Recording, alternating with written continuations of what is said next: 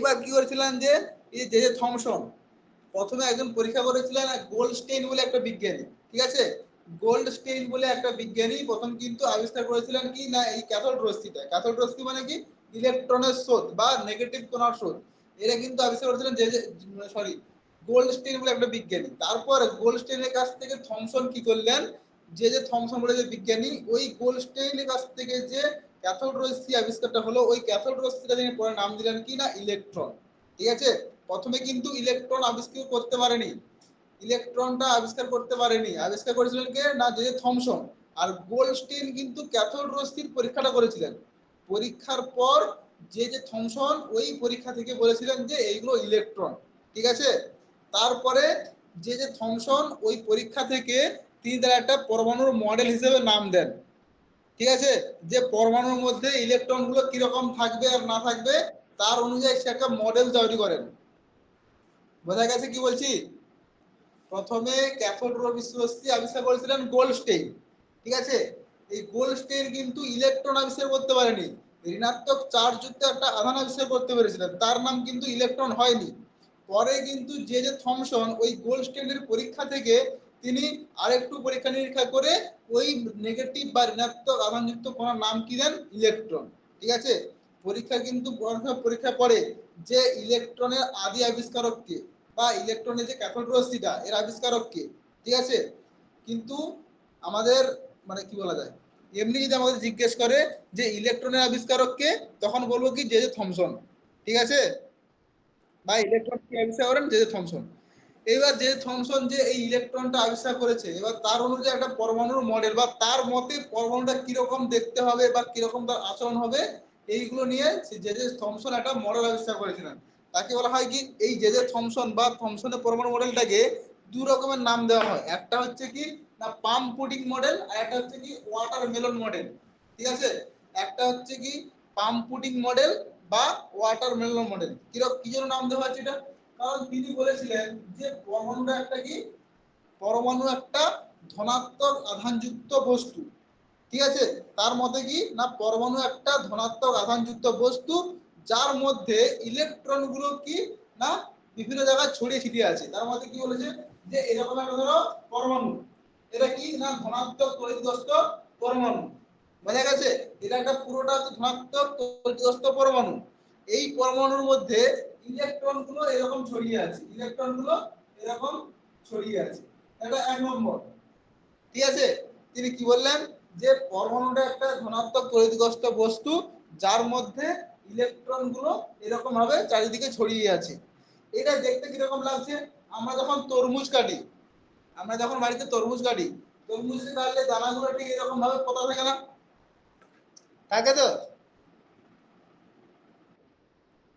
সেই রকম তিনি বলেন যে তরমুজের দানাগুলো যেরকম আমাদের থাকে আর তরমুজটা যেরকম থাকে, তিনি তার মত অনুযায়ী যে তরমুজটা একটা ধনাত্মক আধানযুক্ত পরমাণু বা বস্তু। তরমুজটা কি বা তরমুজের রসালো যে অংশটা ওটা হচ্ছে ধনাত্মক আধানযুক্ত বস্তু বা পরমাণু। ওর মধ্যে যে দানাগুলো থাকে ওই দানাগুলো কি ইলেকট্রনের মতো চারিদিকে ছড়িয়ে ছিটিয়ে থাকে। এই জন্য এই মডেলটাকে বলা হয় কি না ওয়াটারমেলন মডেল বা তরমুজ মডেলও বলা হয়। বোঝা গেছে কেন তরমুজ মডেল বলা হয়? কারণ তরমুজের মতো দানাগুলি অর্থাৎ ইলেকট্রনগুলি দানাগুলো কার মতো আচরণ করে না ইলেকট্রনের মতো ছড়িয়ে ছিটিয়ে থাকে। আর এই যে রসালো অংশটা বা চারিদিকে যে অংশটা এটা ধনাত্মক বস্তু রূপে কাজ করে। বোঝা গেছে? আর একটা নাম দিয়েছিলেন কি না পাম পুডিং মডেল। পুডিং কথা অর্থ হচ্ছে যে কি মানে পুডিং মানে হচ্ছে কেক, আর পাম মনে হচ্ছে সরি পুডিং মানে কিশমিশ আর পাম মনে হচ্ছে সময় কেক। তার মানে কেকের উপর যে কিশমিশ গুলো যেরকম ছড়িয়ে ছিটিয়ে রাখা হয় ঠিক এরকম ভাবে রাখা হয় না? ধরো একটা কেক, কেকের মধ্যে কিশমিশ গুলো এরকম রাখা হয়েছে, ঠিক আছে? তাহলে কেকের মধ্যে কিশমিশ গুলো যখন রাখা হয় সেম ভাবে ইলেকট্রন গুলো পরমাণুর মধ্যে এরকম ছড়িয়ে ছিটিয়ে থাকে, ঠিক আছে? তাই জন্য তিনি এটার নামও দিয়েছিলেন কি না পাম পুডিং মডেল। বোঝা গেছে? স্যার।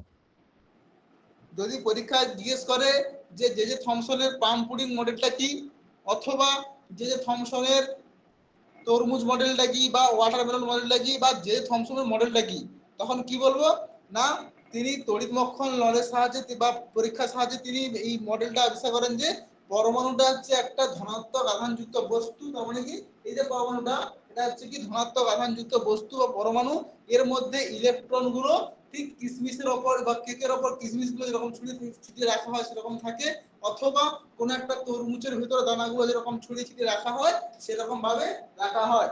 এটাই হচ্ছে তার থমসনের মডেল। বোঝা গেছে? বাকিদের বোঝা গেছে? Yes, sir.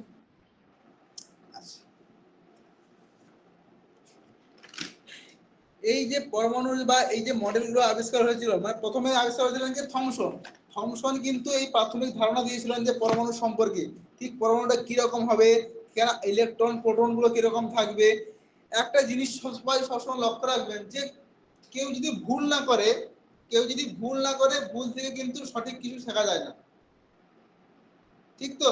কেউ যদি ভুল না করে, ভুল থেকে কিন্তু সঠিক কিছু শেখা যায় না। সেম ভাবে আমাদের যখন প্রথমে কি বলেছিলেন, কোপারনিকাস না কেউ যখন বলেছিলেন না যে পৃথিবী সূর্য চারিদিকে ঘুরছে না, সূর্য পৃথিবীর চারিদিকে ঘুরে বেড়াচ্ছে, এটা বলেছিল কোপারনিকাস, এটা বলেছিল। তারপরে গ্যালিলিও যখন দূরবীন আবিষ্কার করলো, তারপরে তিনি আবার পরীক্ষা করে দেখলেন যে না, সূর্য স্থির আছে, পৃথিবী তার চারিদিকে ঘুরে বেড়াচ্ছে। তাই তো? তাহলে আমাকে প্রথমে যদি কোপারনিকাস আবিষ্কার না করতো যে পৃথিবী ঘুরছে, পৃথিবী স্থির, সূর্য ঘুরে বেড়াচ্ছে, এটা যদি আবিষ্কার না হতো, তাহলে কারোর মাথাতে ছিল না যে আমি ওইটাকে ঠিক কিনা প্রমাণ করার জন্য। ঠিক আছে? তার মানে সে ভুলটা প্রমাণ করেছিল বলে বা ভুলটা আবিষ্কার করেছিল বলে তার ভুলটা দেখে অন্য কেউ ঠিক করতে পেরেছে। সেম ভাবে এখানেও একই রকম, থমসন এটা আবিষ্কার করে নিয়েছে যে পরমাণুটা ঠিক এরকম হবে বা পরমাণুগুলো ঠিক দেখতে এরকম হবে, যেখানে পরমাণুটা কি না ধনাত্মক আধানযুক্ত কণা, তার মধ্যে ইলেকট্রনগুলো ছড়িয়ে ছিটিয়ে রাখা হয়েছে। কিন্তু এইটার আবার ভুল প্রমাণ করলেন কে না বিজ্ঞানী রাদারফোর্ড। তিনি আবার একটা পরীক্ষা করলেন, করে থমসন যে ঠিক বলছে কিনা তার জন্য একটা পরীক্ষা করলেন। কি পরীক্ষা না গোল্ড প্লেটের পরীক্ষা। গোল্ড প্লেট বা স্বর্ণপাত, বা এটাকে আবার বলা হয় আলফা রশ্মির পরীক্ষাও বলা হয়। ঠিক আছে? পরীক্ষাটা ঠিক কিরকম না, এখানে একটা হচ্ছে, এখানে একটা রাখা আছে ফটোগ্রাফিক প্লেট টাইপ, এখানে ফটোগ্রাফিক প্লেট রাখা আছে, এখানে একটা সোনার পাত রাখা হয়েছে। ঠিক আছে? সোনার পাতটা কি সোনার পরমাণু, এটা একটা সোনার পরমাণু রাখা হয়েছে। ঠিক আছে? তার মানে এই পরমাণুটাকে দেখবে যে এইটার মধ্যে কিরকম থাকে ইলেকট্রন, প্রোটন আর নিউট্রন গুলো কিরকম থাকে। ঠিক আছে? এটা পরীক্ষা করার জন্য রাদারফোর্ড একটা সোনার প্লেট নিলেন, তার পিছনে একটা ফটোগ্রাফিক প্লেট নিয়েছেন। এবার এইখান থেকে একটা উৎস থেকে কি ছেড়েছেন না আলফা কণার সোর্স, আলফা রশ্মি ছেড়েছেন। ঠিক আছে? আলফা রশ্মিটা অ্যাকচুয়ালি কি না ধনাত্মক কণা বা ধনাত্মক আধানযুক্ত কণা। কি বললাম, এখান থেকে একটা থেকে আলফা রশ্মি বা যেটা হচ্ছে ধনাত্মক আধানযুক্ত কণা, সেখান থেকে এই কণার স্রোত পাঠিয়ে বা এই কণাকে পাঠিয়ে প্রমাণ করেছেন যে কি না পরমাণুর মধ্যে ইলেকট্রন, প্রোটন আর নিউট্রন গুলো ঠিক কিরকম থাকে বা কিরকম পজিশনে তারা আছে। তিনি এই পরীক্ষাটা কিরকম করেছিলেন না প্রথমে একটা আলফা কণা বা অনেক হাজার আলফা কণাকে এইখান থেকে পাঠিয়েছেন। দেখলেন যে আলফা কণা ধনাত্মক কণার স্রোত। ঠিক আছে? এই কণাগুলো কিছু কিছু কণা এই যে সোনার পাত্রে আছে, এই সোনার যে পাতগুলো আছে, এই পাতগুলো না একটাই পাত, এই পাতটা ভেদ করে সরাসরি এই যে ফটোগ্রাফিক প্লেটগুলো আছে এই প্লেটে গিয়ে স্পুলিং এর সৃষ্টি করছে। মানে এটা একটা ধরো যে আমরা সেই যে ঝালাই দেখি না যে স্পুলিং এর সৃষ্টি হয় যখন কোনো জিনিস কাটে, লোহার জন্য কোনো জিনিস ঝালাইয়ের কাছে, বা যখন ওই যে রড ফড যখন কাটে একটা স্পুলিং এর সৃষ্টি হয় না, ঠিক এরকম মানে এই আলফা কণাটা এই পাতের মধ্য দিয়ে ভেদ করে চলে গিয়ে এই যে ফটোগ্রাফিক প্লেটে একটা স্পুলিং এর সৃষ্টি করছে। তার মানে এই আলফা রশ্মিটা সোনার প্লেট ভেদ করে এখানে চলে আসছে। ঠিক আছে? আবার কি না কিছু কিছু আলফা কণা কি করছে না পুরোপুরি ভাবে একদম ফিরে চলে আসছে, যে পথে গেছিল সেই পথে ফিরে আসছে। আবার কিছু কিছু কণা কি করেছে না একটুখানি বেঁকে গেছে, একটুখানি পথ পরিবর্তন করেছে। তাহলে কি কি বললাম যে কিছু কিছু আলফা কণা আছে এই প্লেট ভেদ করে এদিকে চলে আসছে, কিছু কিছু আলফা কণা কি করেছে না 180 ডিগ্রি করে 180 ডিগ্রি কোণে বা যে পথে গেছিল সেই পথে ফিরে চলে আসছে। কিছু কিছু আলফা কণা কি 90 ডিগ্রি বা 90 ডিগ্রি বা 60 ডিগ্রি বা 180 ডিগ্রি কোণে ভেদ মানে গিয়ে এই প্লেটে স্পুলিং এর সৃষ্টি করেছে। এইখান থেকে তিনি একটা সিদ্ধান্তে উপনীত হলেন কি না প্রথমে বললেন তাহলে এই যে পরমাণু, এটা সোনার প্লেটের সোনার পরমাণু, তাহলে পরমাণু নিশ্চয়ই কিছু কিছু স্থান ফাঁকা আছে, পরমাণুরা নিশ্চয়ই কিছু স্থান ফাঁকা, যার জন্য আলফা রশ্মিটাকে ভেদ করে এখানে চলে আসতে পারছে। যদি আমার পুরো কমপ্লিট থাকতো, মানে আমার পরমাণুটা যদি কোনো সব কিছু দিয়ে ভর্তি থাকতো, তাহলে ওই রশ্মিটা যাওয়া জায়গা পেতো না। তার মানে এখান থেকে কি বলতে পারে যে যে পরমাণুটার বেশিরভাগ স্থানই ফাঁকা। ঠিক আছে, তাহলে 1 নম্বর কি না পরমাণুটার বেশিরভাগ স্থান ফাঁকা। তারপরে কি বললেন যে পরমাণুগুলোর ঠিক মাঝখানে একটা অত্যন্ত ভারী ধনাত্মক আধানযুক্ত অতি ক্ষুদ্র অংশ আছে, যাকে বলছে নিউক্লিয়াস। এরা কি করে বুঝতে পারলেন যে ধনাত্মক আধান আছে? কারণ আলফা রশ্মিতে এরকম গেছিল, আলফা রশ্মিটা কি ধনাত্মক আধানযুক্ত কণা, তো ধনাত্মক আধানযুক্ত কণা, তাহলে নিশ্চয়ই পরমাণুর কোথাও একটা ধনাত্মক আধান আছে, যার জন্য ধনাত্মক ধনাত্মক আধান কি হয় পরস্পরকে বিকর্ষণ করে। তো তার মানে নিশ্চয়ই এখানে একটা ধনাত্মক আধান আছে, যার জন্য এই পরমাণু পুনরায় ফিরে আসছিল, মানে বিকর্ষিত হয় বা বিকর্ষণ হয়ে। তার মানে তিনি 2 নম্বর কি বললেন যে পরমাণুর মধ্যে একদম অতি ভারী একটা ক্ষুদ্র অংশ বা ধনাত্মক আধানযুক্ত একটা অতি ক্ষুদ্র অংশ আছে, যার জন্য এই যে আলফা রশ্মিটা যে পথে গেছিল সেই পথে পুনরায় ফিরে আসছে। তার মানে ওই যে অতি ক্ষুদ্র ধনাত্মক আধানযুক্ত অংশ, এর নাম কি দিলেন? নিউক্লিয়াস। বোঝা গেছে? একটা কেন্দ্রে বা মানে মধ্যের দিকে একটা ধনাত্মক আধানযুক্ত অংশ আছে, যার জন্য আলফা রশ্মিটা যেই পথে গেছিল সেই পথে আবার চলে এসেছে। ঠিক আছে, তার মানে এখান থেকে তিনি বলতে পারেন যে ওই যে পরমাণুটা বা সোনার পাতের মধ্যে নিশ্চয়ই কোনো একটা ধনাত্মক আধানযুক্ত অংশ আছে, যাকে বলছে কি না নিউক্লিয়াস। বোঝা গেছে? এরা তাহলে 1 নম্বর কি বেশিরভাগ স্থান ফাঁকা, আর 2 নম্বর হচ্ছে নিউক্লিয়াস আবিষ্কার করলেন। 3 নম্বর কি না পরমাণুর যে সমস্ত ভর, পরমাণুর সমস্ত ভর আর হচ্ছে যে মানে যে সমস্ত ধনাত্মক আধানটা, যতগুলো ধনাত্মক আধান আছে কোথায় কেন্দ্রীভূত আছে না এই নিউক্লিয়াসের মধ্যেই কেন্দ্রীভূত আছে। ঠিক আছে, কি বললেন 3 নম্বর না পরমাণুর যে সমস্ত ভর, এই যে পরমাণুটা এর ভর কোথায় থাকে না এই নিউক্লিয়াসের মধ্যেই থাকে। ঠিক আছে, কোন একটা পরমাণুর ভর কোথায় থাকে না এদিকে এইখানে, তো এই পরমাণুর ভর ঠিক এইখানে তার ভর বিন্দু হয়।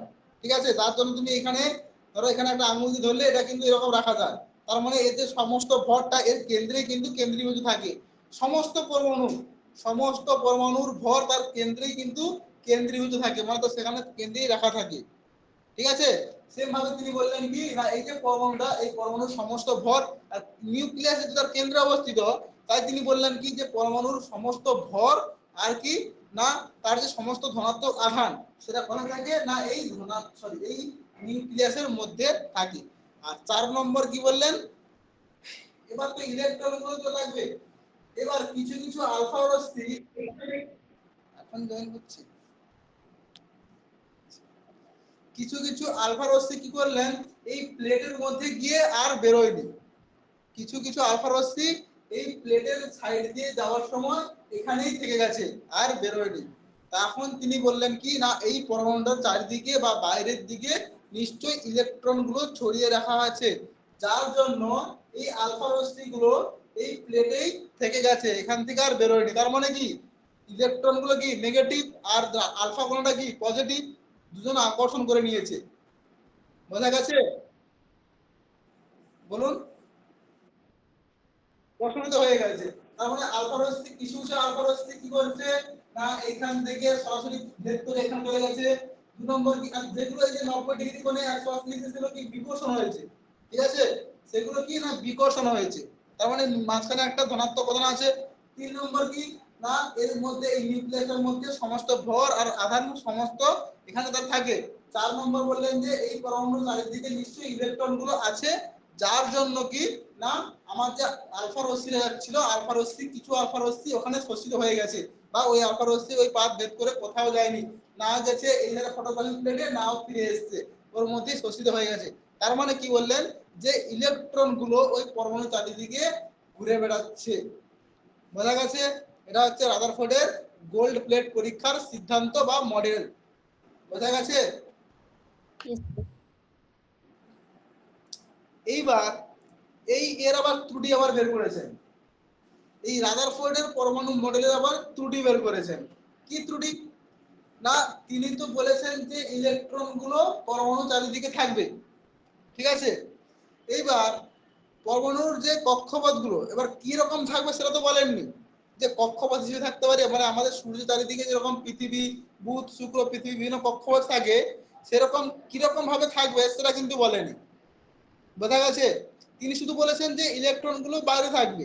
তার মানে কি একটা কক্ষপথে সবগুলো ইলেকট্রন থাকবে নাকি কক্ষপথ ওয়াইজ থাকবে, মানে প্রথম কক্ষ, সেকেন্ড কক্ষ, থার্ড কক্ষ এরকম ভাবে থাকবে, সেটা কিন্তু রাদারফোর্ড বলেনি। ঠিক আছে? রাদারফোর্ড কি বলেছেন যে এই মডেলে ইলেকট্রনের যে কক্ষপথের আকৃতি বা আকার, ঠিক আছে, বা কক্ষপথ কতগুলো হবে সেইগুলো কিন্তু কিছু বলতে পারেননি। এটা হচ্ছে তার রাদারফোর্ডের ত্রুটি। আর একটা ত্রুটি কি, না ইলেকট্রনগুলো যদি আমার সবসময় যদি এই পরমাণু চারিদিকে ঘুরতে থাকে, একটা জিনিস কি, কোনো একটা জিনিসকে কেন্দ্র করে যখন কোনো একটা জিনিস অবিরত ঘুরতে থাকবে, তার মানে কি তার শক্তি ক্ষয় হবে তো এক সময়, শক্তি ক্ষয় হবে। তার মানে ইলেকট্রন গুলো পরমাণুকে কেন্দ্র করে যদি অবিরত ঘুরতে থাকে, তাহলে এক সময় গিয়ে তার ইলেকট্রন গুলো শক্তি ক্ষয় হবে। আর শক্তি ক্ষয় হওয়া মানে কি, ওই পরমাণু চারিদিকে বা ইলেকট্রন গুলো কি এক সময় নিউক্লিয়াসে স্থিতিতে পড়ে যাবে। মধ্যেখানে কি আছে, নিউক্লিয়াস আছে তো, আর নিউক্লিয়াসের বাইরে কি ইলেকট্রন গুলো অবিরত ঘুরে বেড়াচ্ছে। অবিরত ঘুরতে ঘুরতে কি হবে, এক সময় তো তাদের শক্তি ক্ষয় হবে, আর শক্তি ক্ষয় হলে ইলেকট্রন গুলো নিউক্লিয়াসের মধ্যে স্থিতিতে পড়বে, যার জন্য কি হবে, না আমার যে পরমাণুটা তার স্থায়িত্ব লোপ পেয়ে যাবে, আমার যে পরমাণুটা ছিল তার স্থায়িত্ব লোপ পেয়ে যাবে। তার মানে এখান থেকে বলতে পারি কি, না রাদারফোর্ডের পরমাণু মডেল একটা পরমাণুর স্থায়িত্ব ব্যাখ্যা করতে পারেনি। বোঝা গেছে? এই দুটো ত্রুটি। তাহলে এই ত্রুটি থেকে আবার একজন আবিষ্কার করেছিলেন কে, বিজ্ঞানী বোর। ঠিক আছে, বিজ্ঞানী বোর। বিজ্ঞানী বোরের পরও একটা আছে যেটা মানে আপনাদের নেই। ঠিক আছে, বিজ্ঞানী বোরও আবার এই পরমাণু যে মানে রাদারফোর্ডের যে ত্রুটিগুলো, এই ত্রুটিগুলো কিন্তু মাথায় রেখে আবার একটা পরমাণু মডেল দিয়েছিলেন। ঠিক আছে, সেটা তাহলে বলে দিই। যে বলেছিলেন যে নিউক্লিয়াসের চারদিকে ইলেকট্রনগুলো বৃত্তাকার পথে প্রদক্ষিণ করে সেগুলোকে বলা হয় কক্ষ। তাহলে কক্ষ আবিষ্কার করলেন কে, না বিজ্ঞানী বোর। রাদারফোর্ডের ত্রুটিগুলোকে নিয়েই সে আবিষ্কার করলেন কে, না বিজ্ঞানী বোর। নতুন একটা পরমাণু মডেল দিলেন। তিনি কিন্তু সবকিছু ঠিক রেখেছে, মানে পরমাণু বিভিন্ন স্থান ফাঁকা এটা ঠিক রেখেছে, তারপরে হচ্ছে মধ্যখানে যে নিউক্লিয়াস থাকে যার মধ্যে ধনাত্মক আধান থাকে ওটাও ঠিক রেখেছে। শুধু পাল্টেছে কি, না ইলেকট্রন গুলো যে পথে ঘুরছে, ঠিক আছে, সেগুলো কিন্তু বিভিন্ন কক্ষপথে ঘুরছে। সেই যে বিভিন্ন যে পথগুলো ঘুরছে সেগুলো নাম দিয়ে দিলেন কক্ষ। এই কক্ষ আবিষ্কার করেছেন কে তাহলে, না বোর।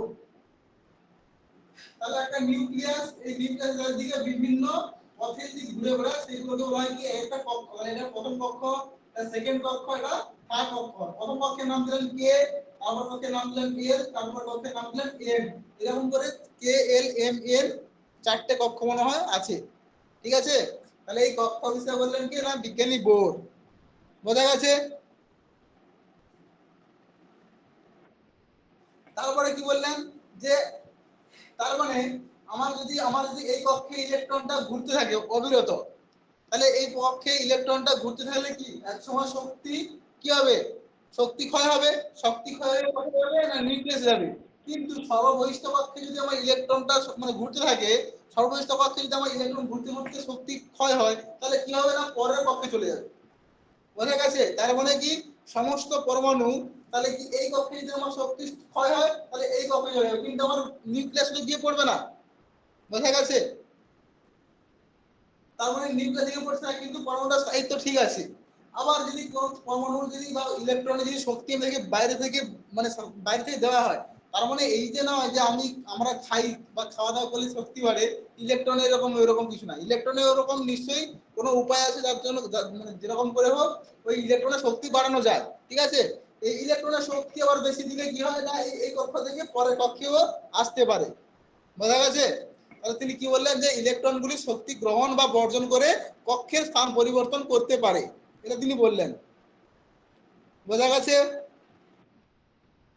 তারপর কি বলেছেন, যে বৃত্তাকার পথে প্রদক্ষিণরত যদি কোনো একটা ইলেকট্রন এই যে বৃত্তাকার পথে ঘুরতে ঘুরতে কোনো একটা ইলেকট্রন তার ভর যদি আমার এম হয়, তার কৌণিক ভর কি হবে, না h/2π এর পূর্ণ সংখ্যার পূর্ণ গুণিতক হয় বা পূর্ণ সংখ্যার গুণিতক হয়, এটা তিনি বললেন।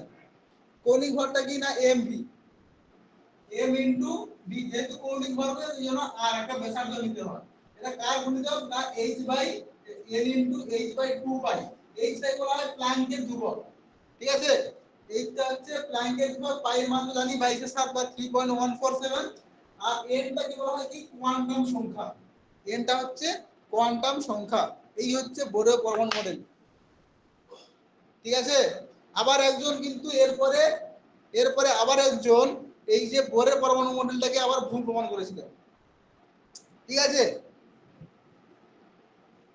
এই বোরের পরমাণু মডেলটাকে ভুল প্রমাণ করেছে কি, যখন ইলেকট্রনগুলো ঘুরছে, ঠিক আছে, অ্যাকচুয়ালি কি এরকম যখন ঘুরতে ঘুরতে ধরো আমার এই ইলেকট্রনটা যখন ঘুরতে ঘুরতে কি হবে, এই পরের কক্ষে আসবে, তো আমার পরের কক্ষে ঘুরতে ঘুরতে এই কক্ষে যাবে, তাহলে অ্যাকচুয়ালি আমার পাওয়ার কথা ছিল কি রেখা বর্ণালী, ঠিক আছে, বা নিরবিচ্ছিন্ন বর্ণালী, যেটা হচ্ছে কন্টিনিউয়াস।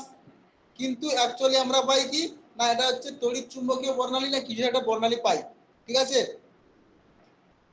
এটা যে ত্রুটি ছিল, রেখা বর্ণালী পাওয়ার কথা ছিল কিন্তু আমরা পাচ্ছি তড়িৎ চুম্বকীয় বর্ণালী। এটা হচ্ছে বোরের ত্রুটি। এই বোরেরটাকে আবার একজন বিজ্ঞানী, আমার নামটা ঠিক মনে পড়ছে না, তিনি তিনি এটা আবার ঠিক করেছিলেন। বোঝা গেছে মডেলগুলো। আর তড়িৎ চুম্বকীয় বিকিরণটা কি না তড়িৎ ক্ষেত্র আর চুম্বক ক্ষেত্রের মিথস্ক্রিয়ার ফলে যে বিকিরণ ঘটে, তড়িৎ ক্ষেত্র আর চুম্বক ক্ষেত্র, তড়িৎ ক্ষেত্র জানা আছে, চুম্বক ক্ষেত্র জানা আছে। এই তড়িৎ ক্ষেত্র আর চুম্বক ক্ষেত্রের মিথস্ক্রিয়ার ফলে আমাদের যে বিকিরণটা ঘটে তাকে বলা হয় তড়িৎ চুম্বকীয় বিকিরণ। এদের উদাহরণ কি হতে পারে না ইউভি রশ্মি, এক্স রশ্মি, বেতার তরঙ্গ, এইসব এইসব রশ্মিগুলো হচ্ছে কি তড়িৎ চুম্বকীয় বিকিরণ, ঠিক আছে। বা তড়িৎ চুম্বকীয় মানে বিকিরণের অনেকগুলো বৈশিষ্ট্য আছে, বৈশিষ্ট্য বা কি না অনেক এদের প্যারামিটার গুলো আছে, কি কি না তরঙ্গ দৈর্ঘ্য, কম্পাঙ্ক, তরঙ্গ সংখ্যা, তারপরে হচ্ছে কি চারটে না পাঁচটা সংজ্ঞা পড়ে, তরঙ্গের বিস্তার, কম্পাঙ্ক, তরঙ্গ সংখ্যা, তরঙ্গ দৈর্ঘ্য আর তরঙ্গ বেগ। এই পাঁচটা মোটামুটি তড়িৎ চুম্বকীয় বিকিরণের পাঁচটা প্যারামিটার, ঠিক আছে। কি কি বললাম, তরঙ্গ দৈর্ঘ্য, কম্পাঙ্ক, তরঙ্গ সংখ্যা, তরঙ্গ বেগ আর বিস্তার, ঠিক আছে। এই পাঁচটা হচ্ছে তড়িৎ চুম্বকীয় বিকিরণের আমার পাঁচটা প্যারামিটার। এইগুলো সংজ্ঞাগুলো একটু শুধু বলে দিচ্ছি, একটু মনে রেখে দিন। প্রথমে যদি আমি বলি তরঙ্গ দৈর্ঘ্য, তরঙ্গ দৈর্ঘ্যটা কি আগে বলেছিলাম,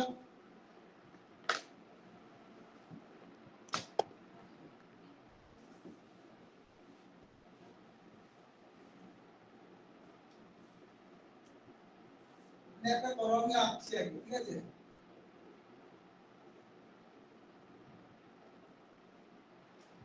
এটাকে বলা হয় তরঙ্গ শীর্ষ, এইগুলোকে বলা হয় তরঙ্গ শীর্ষ, এগুলো হচ্ছে তরঙ্গ পাত, ঠিক আছে।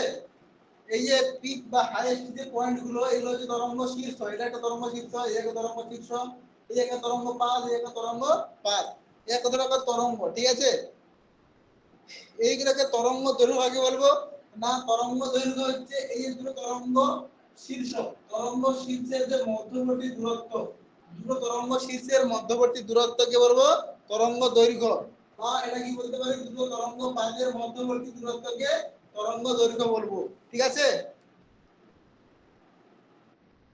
আচ্ছা, তরঙ্গ সংখ্যা কি না প্রতি একক দৈর্ঘ্যে, ধরো আমি এই দৈর্ঘ্যটা নিলাম, এটা হচ্ছে আমার 1 মিটার, ঠিক আছে, এখান থেকে এই দূরত্বটা আমার 1 মিটার, তাহলে প্রতি একক দৈর্ঘ্যে যতগুলো তরঙ্গ আমার অতিক্রম করবে, প্রতি একক দৈর্ঘ্যে মানে যতগুলো তরঙ্গ আমার অতিক্রম করবে তাকে বলা তরঙ্গ সংখ্যা, ঠিক আছে।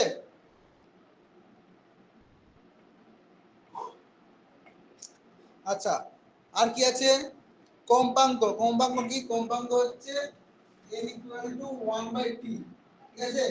এই টিটা কি না টিটা হচ্ছে পর্যায়কাল বা একক সেকেন্ডে বা প্রতি সেকেন্ডে যতগুলো তরঙ্গ অতিক্রম করে, প্রতি সেকেন্ডে কোনো জায়গার মধ্যে বলতে পারো, প্রতি সেকেন্ডে কোনো একটা জায়গার মধ্যে দিয়ে যতগুলো তরঙ্গ বা যত পরিমাণ তরঙ্গ আমার অতিক্রম করে তাকে বলা হয় কি না কম্পাঙ্ক, ঠিক আছে। আর কি বললাম, তরঙ্গ বেগ, ঠিক আছে। তরঙ্গ বেগ কি না প্রতি সেকেন্ডে অতিক্রান্ত তরঙ্গের দৈর্ঘ্যকে প্রতি সেকেন্ডে অতিক্রান্ত তরঙ্গের দৈর্ঘ্যকে বলবো তরঙ্গ বেগ।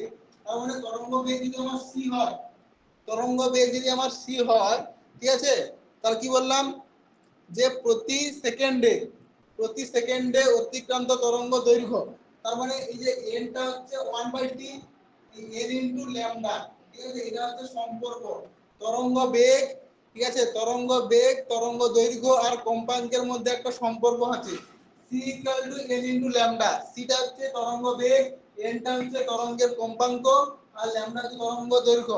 তাহলে আমি সংজ্ঞা থেকেই বলতে পারি তরঙ্গ বেগের প্রতি সেকেন্ডে যতগুলো তরঙ্গ দৈর্ঘ্য আমার অতিক্রম করে, প্রতি সেকেন্ডে যতগুলো তরঙ্গ দৈর্ঘ্য অতিক্রম করে তাকে বলবো কি না তরঙ্গ বেগ। তাহলে তরঙ্গ বেগ ইকুয়াল টু কি এত সময়ে এতগুলো তরঙ্গ দৈর্ঘ্য আমার অতিক্রম করছে, তার মানে c equal to n into lambda.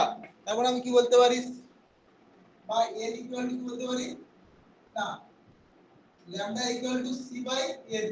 এই দুটো সম্পর্ক দিয়ে একটা করে গণিত পড়ে মাঝে মাঝে, ঠিক আছে।